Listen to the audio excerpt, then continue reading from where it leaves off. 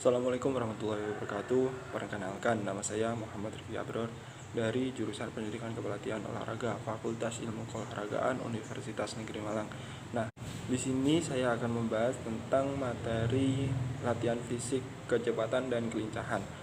Apa itu latihan fisik, kecepatan dan kelincahan, serta apa faktor yang mempengaruhinya dan seperti apa bentuk latihannya, kita akan bahas di sini. Nah, untuk yang pertama kita akan membahas pengertian dari kecepatan dan kelincahan. Apa itu kecepatan? Kecepatan adalah jarak tempuh per satuan waktu yang diukur dalam menit atau skala kuantitas.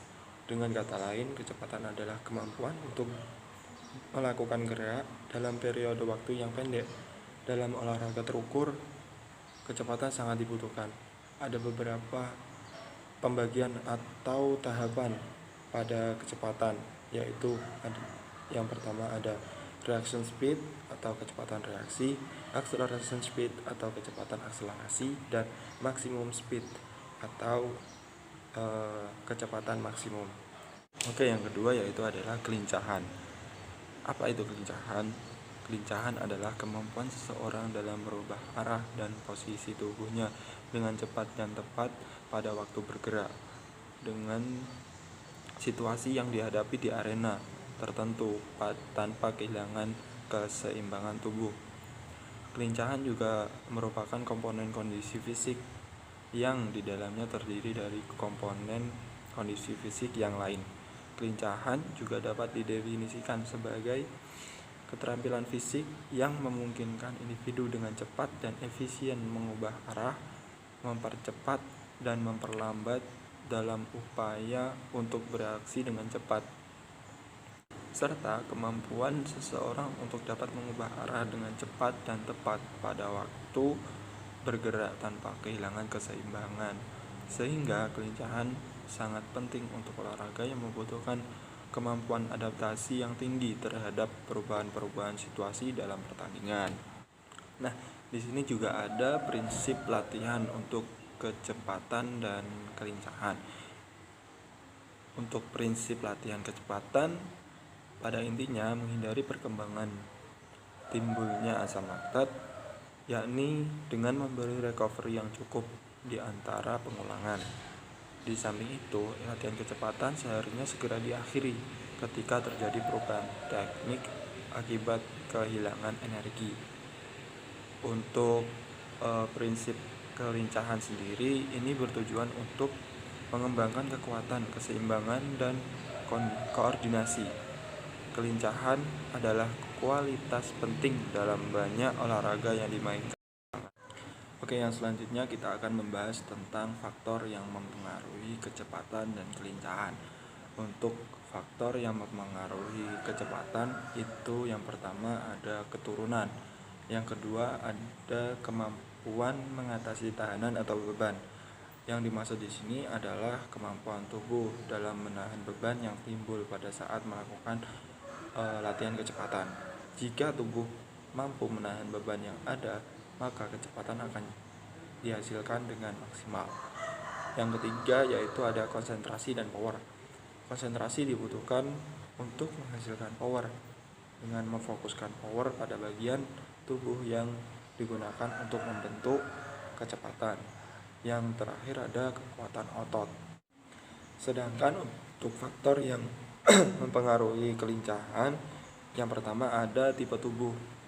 Seperti yang telah dijelaskan dalam pengertian kelincahan, bahwa gerakan-gerakan kelincahan menuntut terjadinya pengurangan dan pemajuan tubuh secara bergantian. Dihubungkan dengan tipe tubuh, maka orang yang tergolong mesomorfi dan mesoptomorfi lebih tangkas dibanding sektomorf dan endomorf. Yang kedua yaitu ada usia. Kelincahan anak meningkat sampai kira-kira usia 12 tahun, yaitu memasuki pertumbuhan cepat. Selama periode tersebut, yaitu kurang lebih 3 tahun, kelincahan tidak meningkat, bahkan cenderung menurun.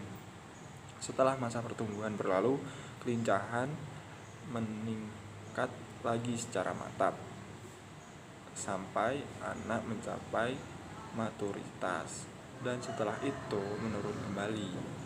Yang selanjutnya, yang ketiga, ada jenis kelamin. Anak laki-laki menunjukkan kelincahan sedikit lebih baik daripada anak perempuan sebelum mencapai pubertas. Setelah pubertas, perbedaan tampak lebih mencolok. Yang keempat, ada berat badan. Berat badan yang berlebih secara langsung akan mengurangi kelincahan. Yang terakhir, ada kelelahan. Kelelahan mengurangi ketangkasan, terutama karena menurunnya koordinasi. Sehubungan dengan hal itu, penting untuk memelihara daya tahan kardiovaskuler dan otot agar kelelahan tidak timbul. Oke, untuk materi selanjutnya ada bentuk latihan untuk meningkatkan kecepatan dan kelincahan. Di sini kita akan membahas terlebih dahulu untuk bentuk latihan kecepatan. Oke, yang pertama ada shuttle run atau lari bolak-balik. Pelatihan shuttle run adalah pelatihan lari bolak-balik secepatnya dari titik satu ke titik yang lain, dilakukan sebanyak 3-5 kali. Setiap kali pada suatu titik, dia harus berusaha untuk secepatnya membalikkan badan untuk lari menuju titik yang lain dengan tujuan melatih mengubah gerak tubuh arah lurus. Yang kedua ada split squat jump. Latihan ini adalah gabungan dari latihan split dan squat jump. Latihan ini bisa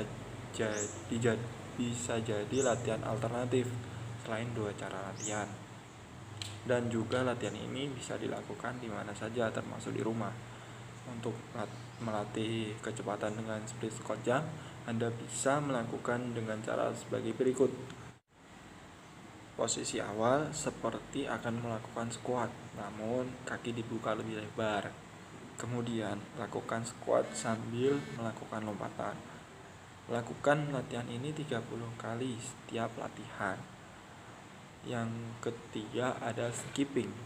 Latihan skipping atau lompat tali yang satu ini pun disebut memiliki manfaat untuk meningkatkan kecepatan dengan baik. Untuk melatih kecepatan dengan skipping, Anda bisa melakukan dengan cara berikut.